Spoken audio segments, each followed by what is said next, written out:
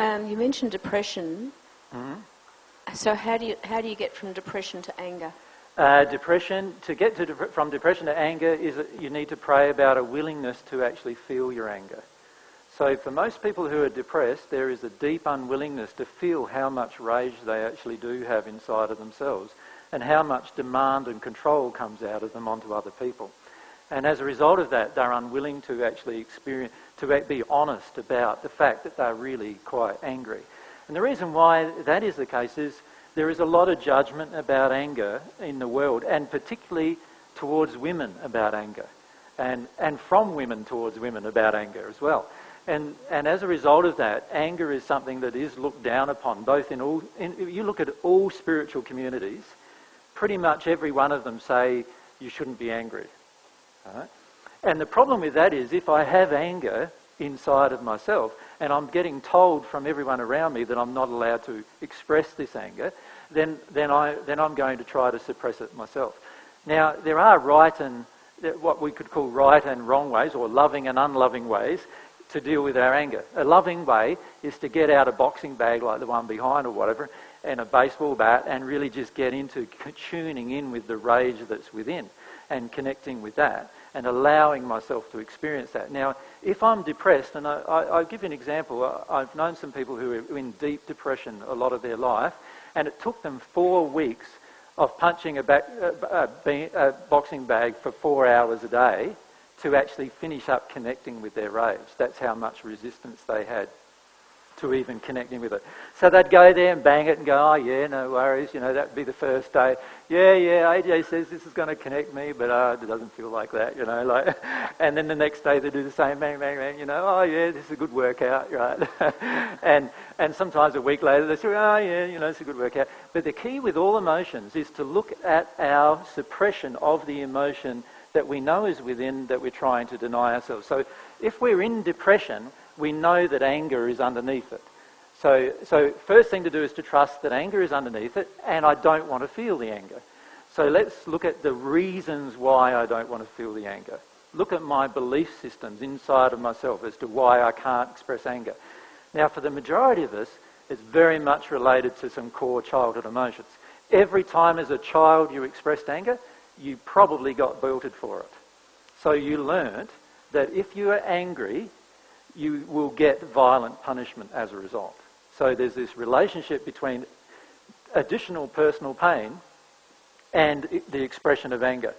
If you're a parent and helping a child to express anger, it's fantastic. If you can help the child to connect to their anger in a positive way, not pushing it out onto everyone else, but learning how to really connect with it.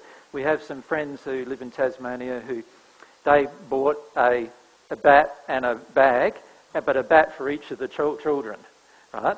And what the children do is they get really angry. They're in an interaction with their siblings, and they get really angry, and they stand up and they stomp out to the backs and bag, and off they go, and experience anger. And 5 minutes later, they're having a cry about what it's about interact.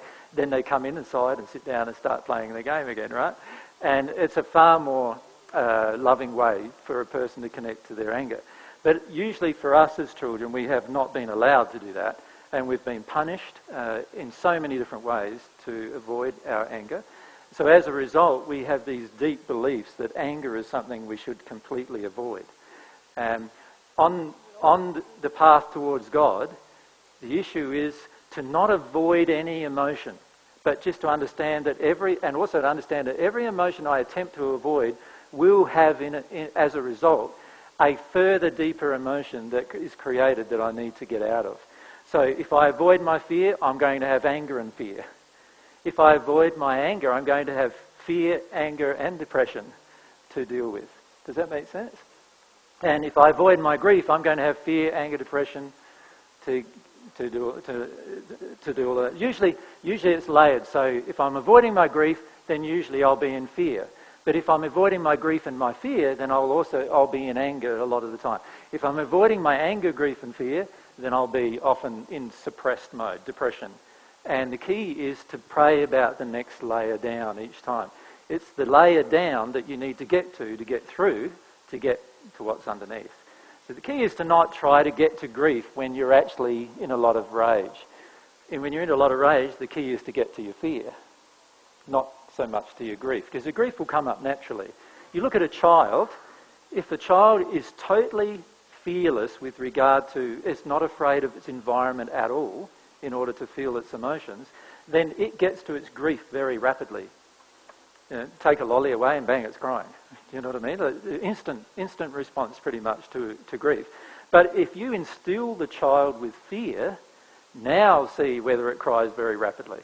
You take the lolly away and the child will go into total shutdown almost, not crying, because it knows that if it cries it's going to get a belting as well. So it's terrified at that point, and so it doesn't allow its grief. And so every layer is just something that hasn't been allowed in our childhood. The key is to not judge it, because every one of us have had a different emotional experience. And because of that, every one of us have had a different experience with how much of each emotion is inside of us. And so rather than judging, oh, that person's got a lot of anger and that person's got a lot of fear and that person's got a lot of this and that, or shame and other emotions that I haven't mentioned here, rather than judging it, what we need to do is support each other in the process of dealing with the emotion, but making sure it's the actual emotion we're dealing with, not some self-deception that we're dealing with. So you can stay, if you're depressed, you can connect to your anger, but then you could project it out to the world. That's not owning it. All that's doing is living in the rage, and you're not going to get very far towards God doing that. Yeah.